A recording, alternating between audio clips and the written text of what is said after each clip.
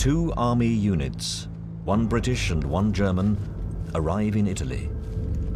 They are to fight each other face to face in one of the biggest and most controversial battles of the Second World War. We were all glad to get away from there. The whole division was never the same anymore after that. We were robbed of the best thing in life, our youth. And that's what we lost. These are some of the true stories of that fight, told by the men of both sides who took part in this extraordinary 5-month conflict. Described as an act of insanity, it became known as the Battle of Monte Cassino.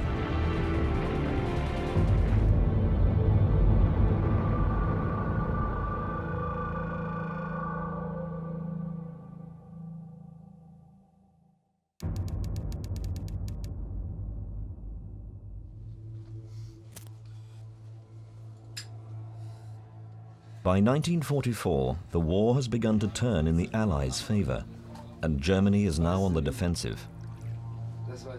In the town of Cassino, south of Rome, German paratroopers enjoy a drink of schnapps, unaware of what's about to hit them. They're holed up in reinforced cellars as part of the gigantic Gustav line that crosses Italy. For over 2 months, the Allies have been unable to break this defensive line. Now they are to resort to a massive air attack on the Germans in the town. It's a desperate move. We could see the aeroplanes. They came nicely lined up like a chain, one squadron after the other, glinting in the sunlight. You could see the bomb hatches open and you could see the bombs falling.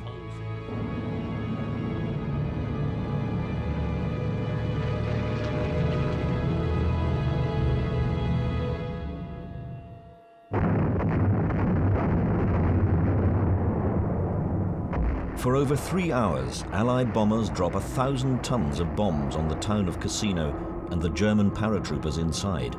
Around 5 tons of explosive for every soldier.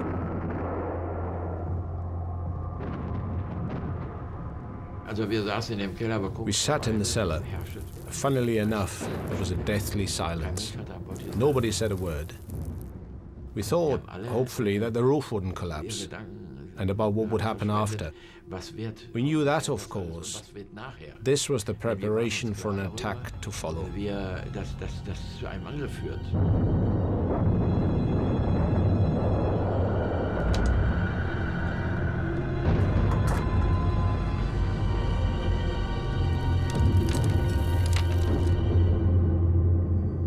In reality, the bombing reduced the town to a mass of craters, making it easier for the German paratroopers to defend. But this was not the first time the Allies had attempted to bomb their way to Rome. Only 4 weeks earlier, they'd initiated one of the most controversial acts of the whole war.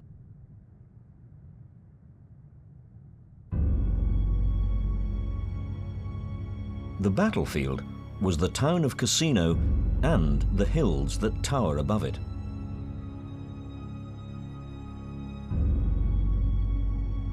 A month before the bombing of the town, one hill had become the focus of the conflict: Monte Cassino, the 1,700-foot mountain that dominates the area. The Allies had become fixated by the mountain and the Benedictine monastery that crowns the summit.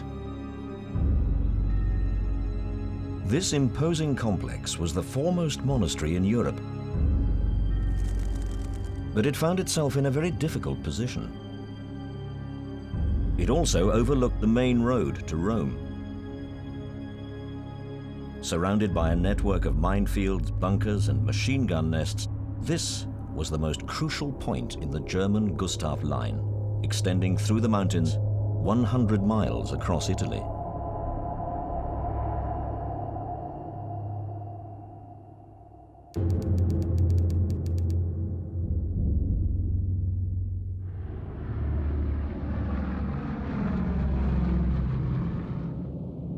Frustrated by the strength of these German defenses, the Allies have resorted to a simple but devastating solution. They are to completely destroy it. They believe the heavily fortified monastery may be being used by German troops. It isn't. This is the start of probably the worst point of Allied leadership in the war. For 4 hours, over 250 bombers unload one of the biggest concentration of bombs ever to be dropped on a single target. I watched the bombing of the monastery.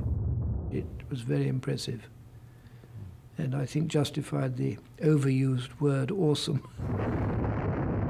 It really was. But like the bombing in the town, the destruction of the monastery is a spectacular disaster. German troops quickly occupy the ruins, and the monastery is turned into a fortress. Da war für mich die Welt irgendwo am Ende. Und ich möchte sagen, I felt the world was at its end. trat dann ein Widerstand in Aktion, I think the destruction made us all the more determined. Der uns befähigt, We now felt we had to defend here more than we ever thought previously. als wir nur uns bisher vorgestellt haben. Both bombings were meant to soften up the positions to make them easier to attack. Both did the opposite. It seems as if the Allied commanders have little idea of the terrain or the strength of the German defenses. Previous attempts to go around the monastery or attack it from the rear had failed. Now, short of new ideas, they're going to try to take the most strongly defended German position head on. Allied forces in Italy have bombed the town of Cassino and the monastery above. They've been trying to break the German defenses there for over 2 months and move north towards Rome. But the German positions have proved too strong. Now, both sides have sent in fresh troops. Among the multinational force that will make the next attack is the 1st 4th Essex Battalion. They were real steadfast comrades. They all kept together and helped one another. They were very, very good pals. And when you lost one of those chaps, that hit you.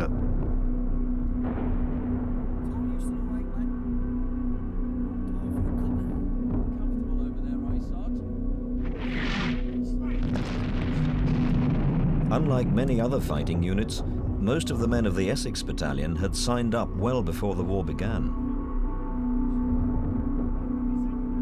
Well, they were a remarkable lot of chaps. They were all volunteers. They were largely East Enders of London. There was B Company, they were called Swedes, Swede-Bashers. They were rural people and fishermen and longshoremen. There was tremendous comradeship. Having served together for at least 5 years, the Essex Battalion, now settled in rock shelters near the town, had become one of the most seasoned fighting units in the British Army. But they had never been in such a difficult position as this before. We kept on hearing about this place called Cassino. We thought, oh, little Billy's never heard of it, you know, and we thought, oh, they should soon take that. When we saw what was in front of us, we thought that'd be a hopeless task.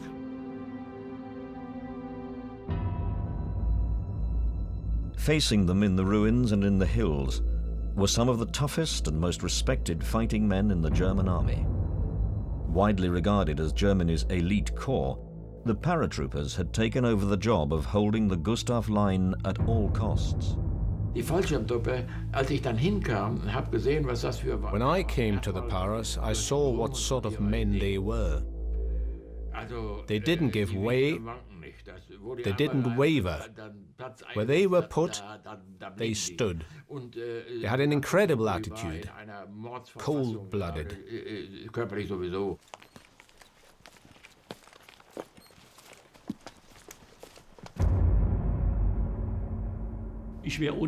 I would have been drafted anyway, so I volunteered for the paratroopers.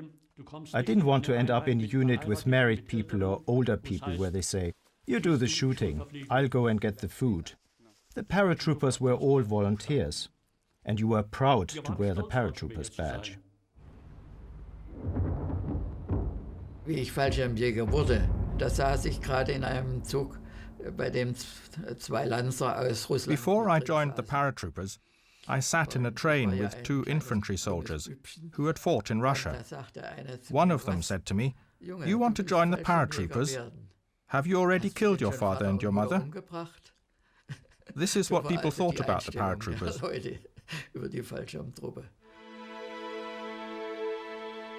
Early 1944 is a crucial time in the war for both sides.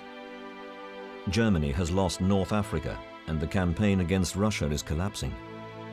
The US has joined the war in Europe, and the Allies are planning the attack in France that will soon be known as D-Day. Meanwhile, Churchill has persuaded a reluctant America to take part in an attack up through Italy, what he described as the soft underbelly of Europe. It's anything but. And the Americans now believe they've been duped by the British into a hellish sideshow.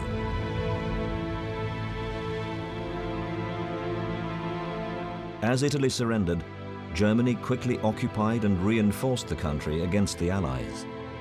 And the Gustav Line is proving to be their most effective defensive position, the line the Allies cannot cross. Both sides know that a much bigger Allied attack is brewing in Northern Europe, and the outcome of this battle could have far-reaching consequences. Hitler hoped that a successful defense in Italy would mean that the Allies would think twice about D-Day.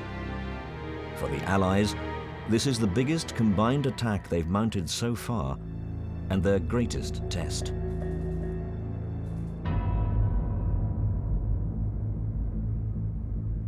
The German command structure was simple, their task to hold the line. In contrast, the Allies had a complex multinational chain of command, with over a dozen different nations involved, and much disagreement. Now it was the turn of the New Zealanders to lead the next offensive, together with Indian and British troops. The plan is for the New Zealanders to attack the town, and an Indian brigade, led by the 1st 4th Essex, to move up to the castle overlooking it. From there, they would start their assault on the mountain, first to Hangman's Hill, then on to the monastery. The task of attacking the ruined monastery head-on, up the steep mountainside, fills some of the men with dread. We were told what was going to happen, and I remember Major Beasley saying it's going to be a frontal attack. Well, I just remember laughing at that and saying frontal attack, and I thought he was joking. Straight up the middle, eh? He said nobody would be stupid enough to make a frontal attack. That's where we will surprise the enemy.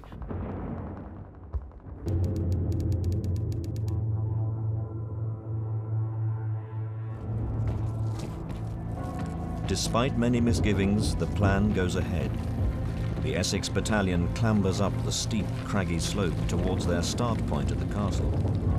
But they're also under enemy fire, and the climb becomes deadly. We were going upside of that castle hill, and pitch black, and there's shelling and machine gunning that was going on, slipping and sliding. Oh, it was horrendous. It was really horrendous.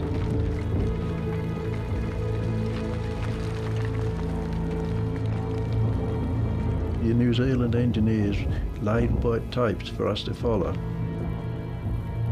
Because of the shelling, the tapes got blasted apart, and you followed the tape and then you suddenly come to nothing, and you didn't know where the other end was, so you didn't know whether you were still facing the same direction.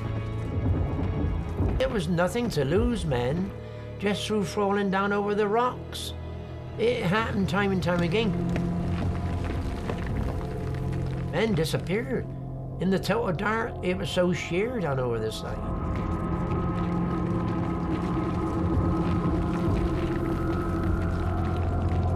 I went up on my own to the castle to assure the New Zealanders that we were indeed coming and to make sure they could find how we were going to get into this place, because it wasn't a very sensible thing to arrive with your company straggled behind you and not quite know where the door is, you know. Almost 6 hours after they'd set off, the last of the Essex reached the castle. But it was a bad start, as many had been lost on the climb. And the rest of the Indian Brigade that were meant to follow the Essex fared even worse. 2 companies have become hopelessly lost, a third is pinned down by German fire, and a Gurkha company has simply disappeared into the dark. We got into the castle. There were, I think, half a dozen or so New Zealanders standing guard over about the same number of prisoners. And they said, "What's taken you so long, Cobber?" We told him, and they said, "Well, here's your castle, don't lose it."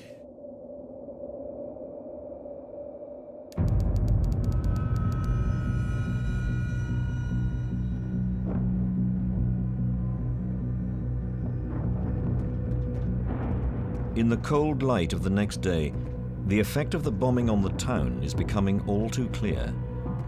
The New Zealand tanks have been slowed to a crawl or stopped altogether by the craters. German paratroopers are defending every square inch of the ruined town, and the fighting is now ferocious, house to house, ruin to ruin. When they attacked, you just used your machine guns, which you positioned on your hip. And then you stormed towards their positions or ran after them when they started to waver or tried to run back. It was a terrible business. The fighting in the town was extremely close.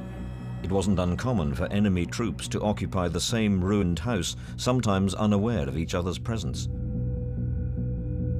Prisoners were inevitable. The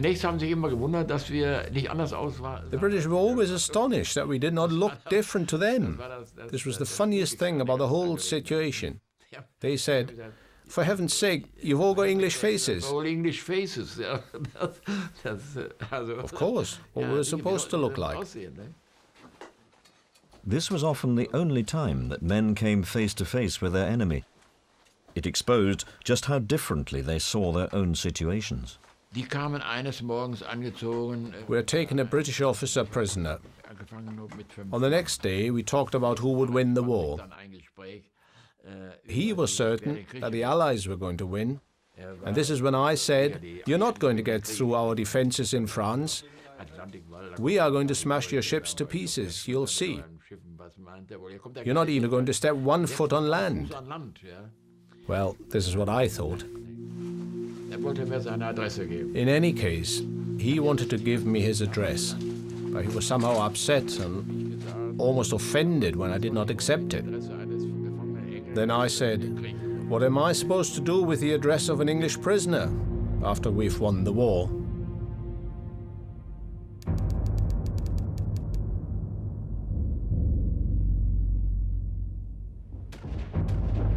After 2 days of fighting, the Germans have now halted the attack on almost every front.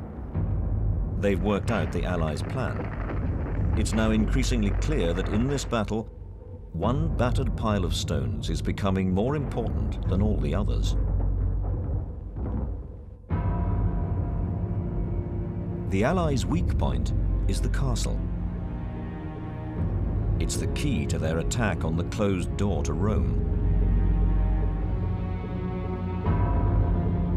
Almost the entire Allied attack is being funneled through the castle, and if the Germans can take it back, then they will directly overlook the town and hold the Allies' supply route.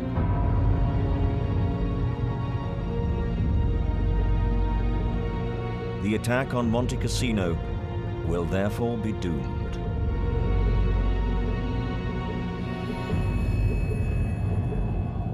Despite their setbacks, the Allied commanders planned to renew the attack the next day. Surprisingly, one of the missing Indian companies had reappeared, and some of the Gurkhas had made it through the night all the way to Hangman's Hill. That night, the 4 Essex companies holed up in and around the castle were ordered to move out and strengthen the attack.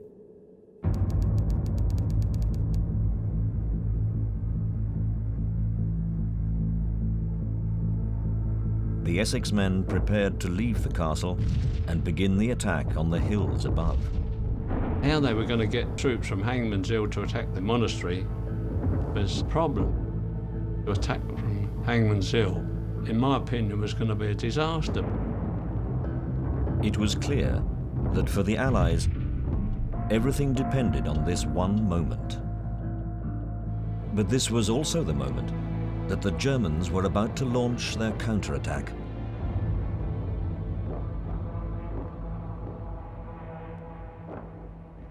Ich glaube, das war vor dem Angriff auf Rocca-Nannula. I think before the attack on Castle Hill, we all had something to eat and everybody was given another bottle of schnapps.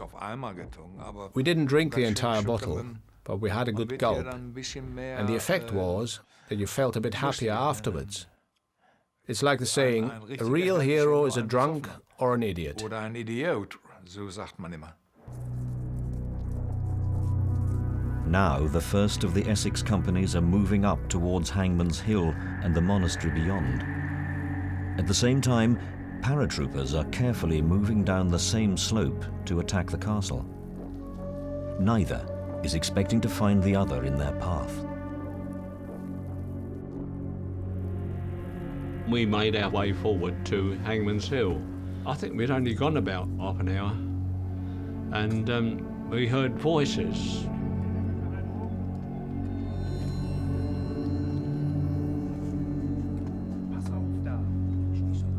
It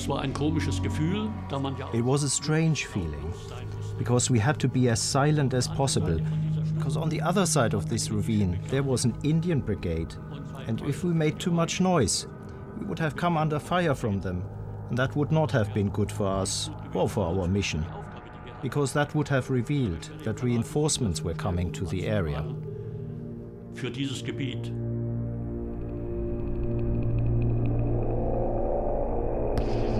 Somebody fired a very light, and that showed up the numbers that were coming down from Monastery Hill.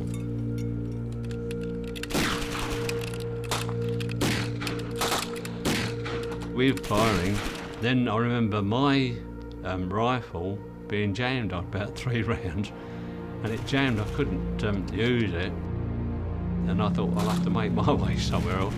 It's still pitch black, and as I came, this grenade came over.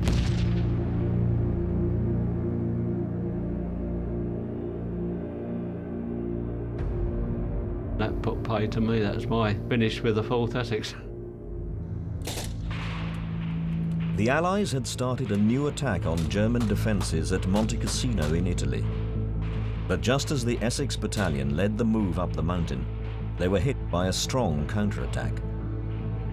Now the paratroopers fight on towards the castle, occupied by the rest of the Essex men. About half a dozen chaps came running back down the hill and told us that the Germans were on their way to attack us. Very shortly afterwards, considerable fire swept the area from various directions. Ich war MG-Schütze, hatte mein MG und mein... I was a machine gunner, and I had my second gunner with me who carried the ammunition, and we ran and fired. Ja, man hört nur Maschinengewehr und Schüsse und so weiter. You only heard machine guns and shooting. And of course you could also hear screams and shouting. Not just machine gun fire. Dauernd Trommelfeuer.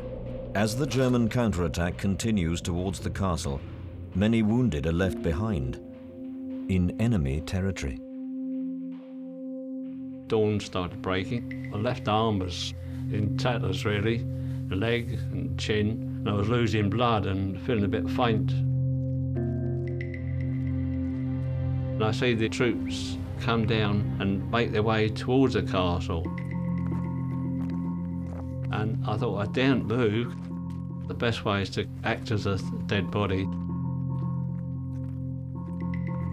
It seemed to me ages that I was lying there, but I knew I had to have immediate treatment. I saw 2 German stretcher bearers come along and asked for help. A German stretcher bearer tied a tourniquet in the arm and a splint on the leg and bandage around the chin. We'd done a good job.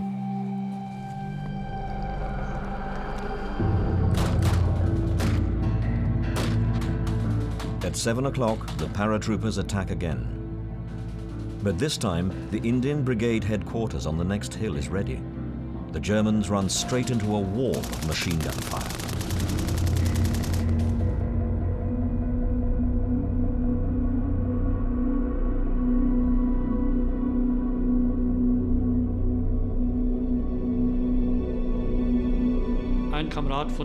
A comrade of mine had his belly torn open by grenade fragments.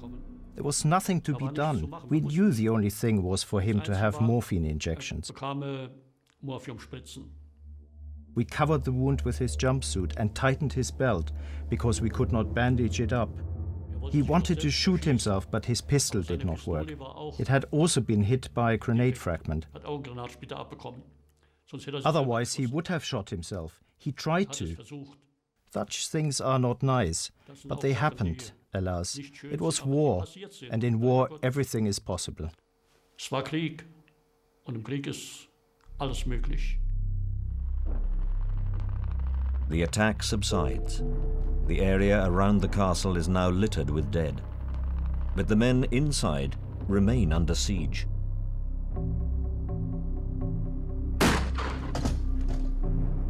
The German snipers were very, very good. And there was one who got a beeline through a crack in the wall, and he didn't miss many shots. He fired at one of the Bren gunners. They killed him. Another man then came forward as a volunteer and said he'd take over.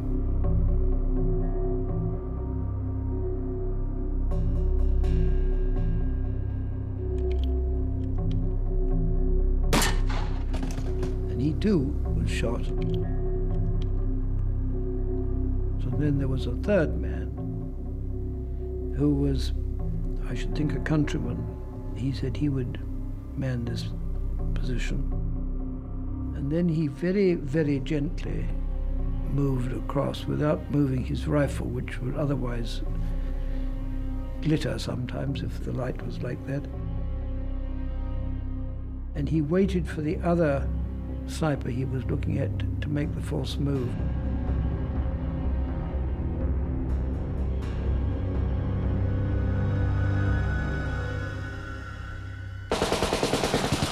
We don't know for sure, but after he'd fired, the sniper never fired through anymore, so we can only assume that he got the sniper. He got the military medal for that.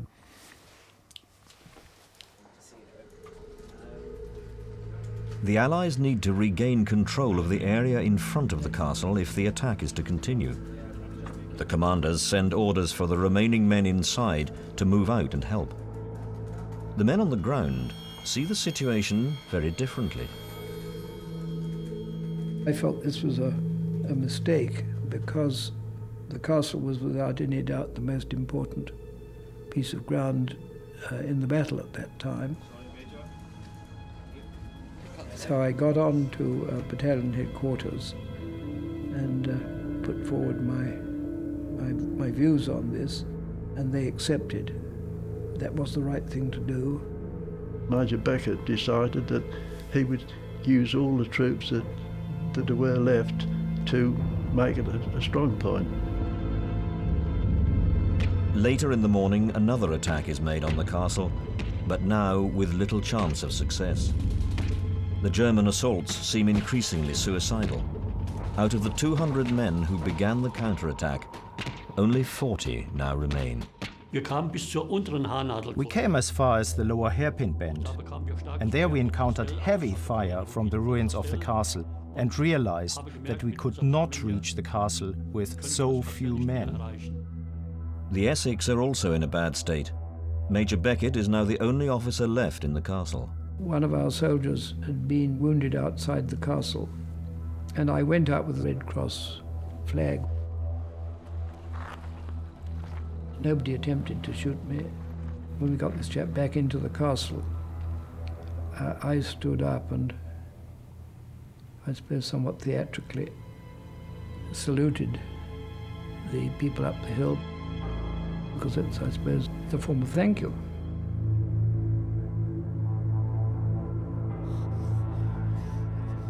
One of my memories of hearing chaps screaming and crying in agony outside of that castle, and no one could get to them.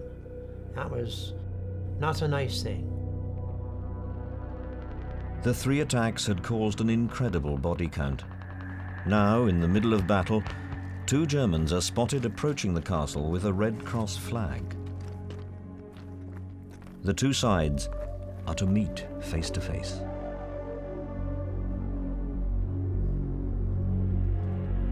Firing died down, and there was a very great German come up, smoking a cigar, waving a flag. He come right up to the courtyard. We want a truce to bury our dead and so forth. He was a big chap, and he had a cigar case. I can't remember whether he offered me one or not, but I certainly didn't accept it because I very seldom smoke cigars. They got so many wounded outside their own positions that they wanted to collect them in. Major Beckett, he got through to battalion headquarters. Thank you. It was no more of a surprise than all the other surprises we'd had. It was not something I'd experienced before, but there were certainly a lot of bodies to be moved. An armistice is arranged, and after days of intense and bloody warfare, a peace descends in the area around the castle. It took a while to get used to. Without grenades and explosions, this was a real surprise because we hadn't had that for days. We'd had uninterrupted firing, and the banks were part of that. It didn't matter what you was picking up with that German, Indian, New Zealand or English, whatever, it didn't matter. If it was a wounded person, they picked them up and brought them back into the castle. And the Germans went back and they done the same in their own area.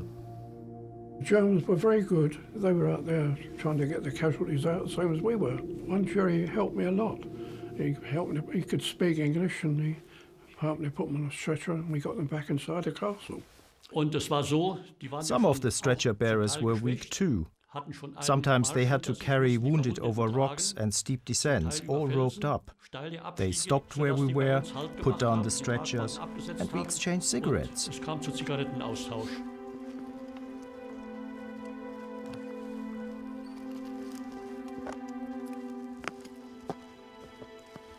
Zigarette? Zigarette.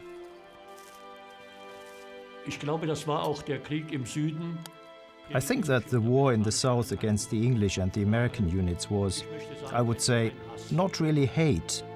He was the enemy. Everyone had to do their duty. He was on his side of the front, we were on our side. And I think the suffering was the same.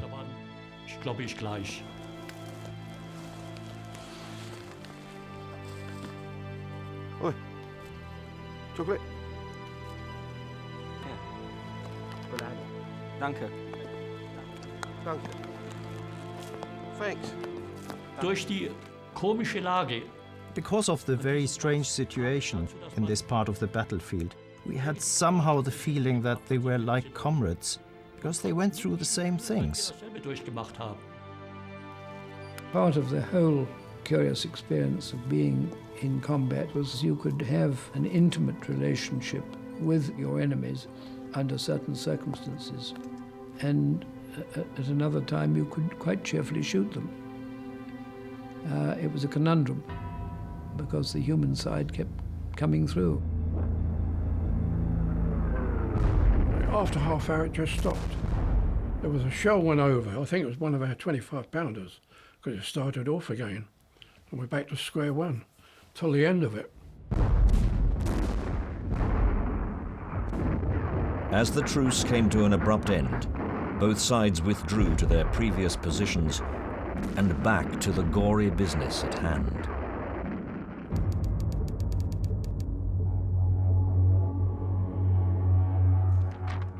Against all odds, over 300 Gurkhas and 70 Essex men had made it to Hangman's Hill, but their ability to attack the monastery is hanging in the balance. They've been cut off by the German counterattack and are now suffering badly from the effects of shell fire and a lack of food, water and ammunition. Agonizingly, the men who are now only 250 meters from the monastery cannot attack until they receive new supplies. You only went out there with the minimum rations, expecting everything to come up as they thought everything would follow on. Well, it never followed on. So during that week, they were dropping parachute food for obviously the Indians and the Gurkhas and us. But you had to risk your life to get out and get it.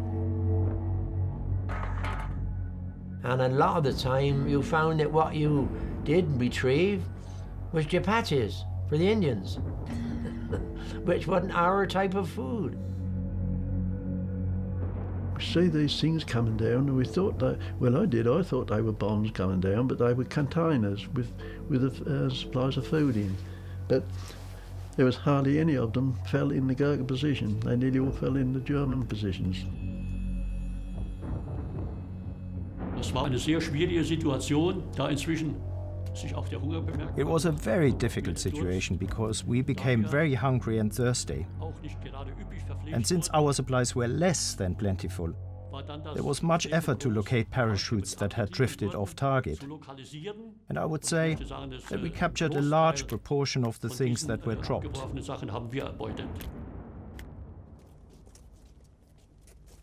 Sleep you were very short of. One would sleep and one would stay awake, but it was jolly difficult. And sometimes when tragedies occurred, both of them had been dozing, and they were awakened when a grenade landed in their hull and finished them both off, and that did happen. There was no question of sleep. We slept a few minutes at a time, but always with your finger on the trigger. The slightest noise you woke up again. The tension was always there. On the 20th of March, it was clear that the frontal attack on the monastery was over. And in the town below, little progress was being made against the paratroopers. For the Germans, the crisis was over. They had correctly worked out that the castle was the weak point in the Allied plan, and although they'd sacrificed almost an entire battalion of paratroopers trying to take it and not succeeded, they had stopped the Allied attack.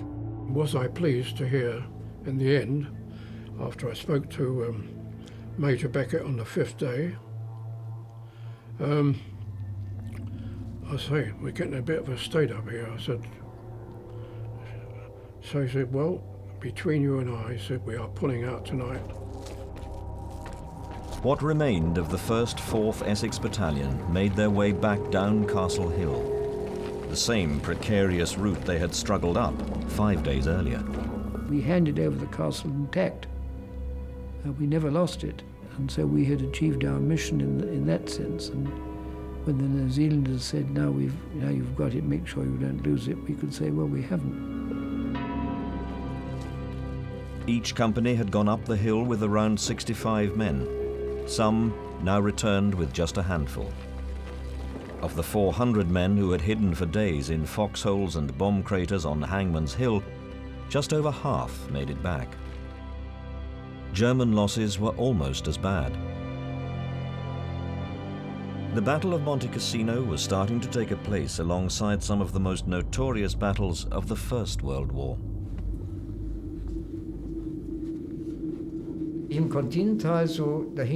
Once, while I was crawling around on the ground, I found a book, a German book. I read the text, and it said, there are two forces in the world. One is the spirit, and the other one is the sword.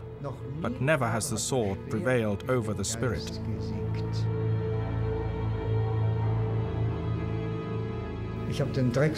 And I wiped away the dust on the book cover, and it said, The Battle of the Somme. Die Schlacht an der Somme.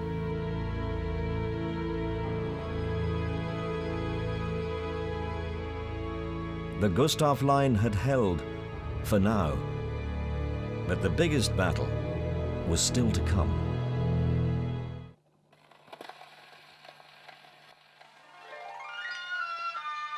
For 4 months, the Allies have tried but failed to smash the German defences at Monte Cassino. Now they're to try again. the German paratroopers wait patiently for the next attack. Wir hofften immer auf geheime Waffen. We were always hoping for secret weapons, and we knew that we needed time and had to win time. This was agreed by everyone. We needed time. As all other fronts were failing, the defense of Monte Cassino had now gained huge psychological significance for the Germans. Zu diesem Grammophon hatten wir 2 Schallplatten. Und diese 2 Platten waren... We had a gramophone, but we had only 2 songs. One of the songs was called Besame Mucho. Diese beiden Platten haben wir Tag und Nacht. We would continuously wind the gramophone up and play the record again and again. Und abgespielt.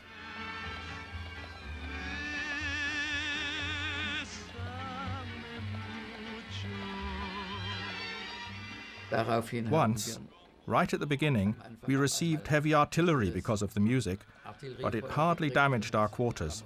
Afterwards, we took the gramophone with us in the basement and used it there. I think by then, even the enemy enjoyed the music.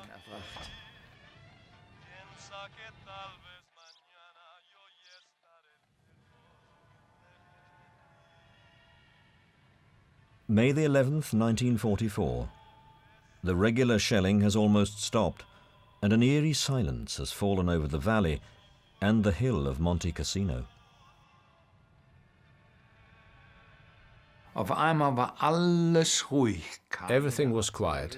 There was no artillery, no fire, nothing at all. You knew that something was about to happen. You could practically feel it. The 4 exhausted German divisions defending the Gustav Line are completely unaware of the 13 divisions that have now been secretly built up against them.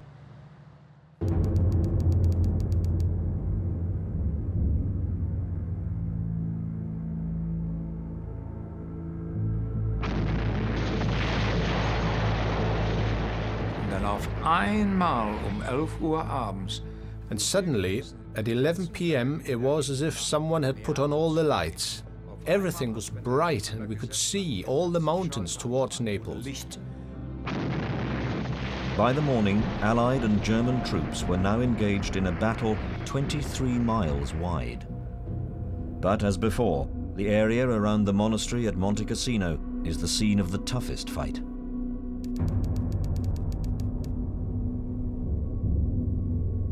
After 3 days of fighting, 1,500 paratroopers are still holding the ground around the monastery against tens of thousands of Polish troops.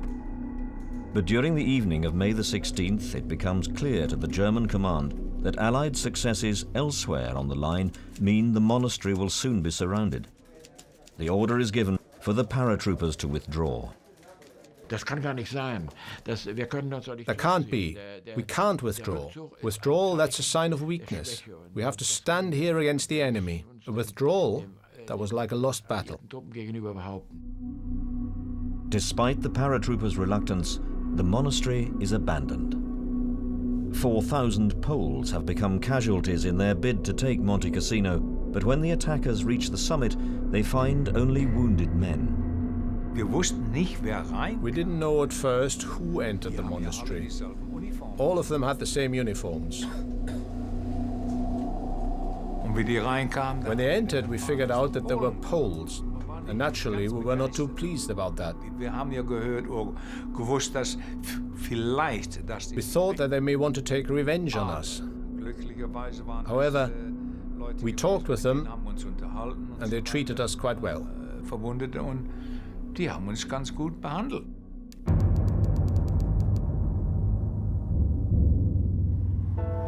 Rome is liberated. The Gustav Line is broken and the Battle of Monte Cassino is over. But it now seems a hollow victory. The American Fifth Army has defied orders to cut off the retreating Germans and instead sent troops into the undefended streets of Rome, fearing that the British might get there first. Mistrust in the coalition is still rife. And only one day after these pictures were taken, the Allies landed in Normandy.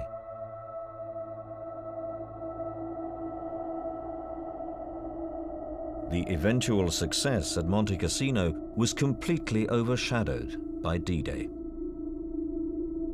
The terrible campaign in Italy was almost forgotten.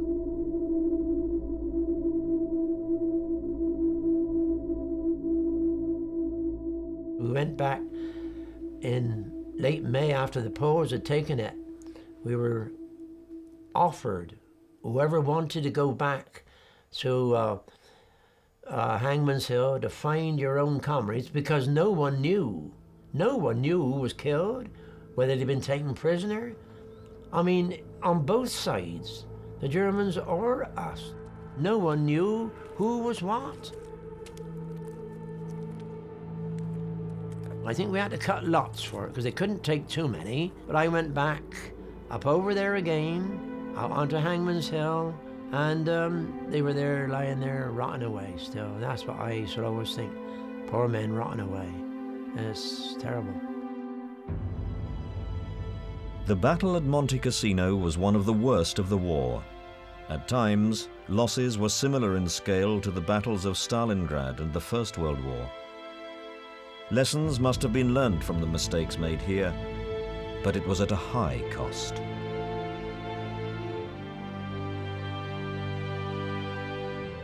If you are going to attack, you have to approach it differently. Not simply running into the mountain. Even a handful of men could defend these positions. And when there were paratroopers, soldiers with experience in hand-to-hand fighting in the mountains, then it was impossible to break through. We never understood their strategy. It was simply insane. We must have lost more than 3/4 of the company, really, at the end.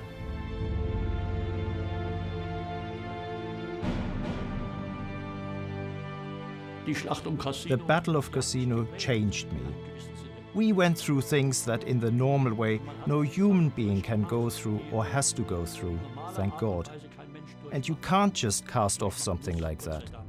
Like taking off clothes or changing a shirt. It stays with you somehow.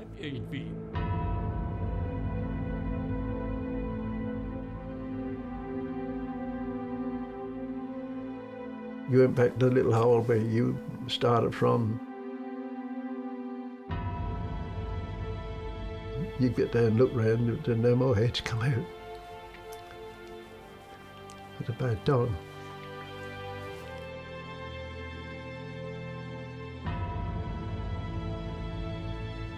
After we got back there and sorted ourselves out and collected as many people as you could and realised just how many casualties you'd had, we were all glad to get away from there.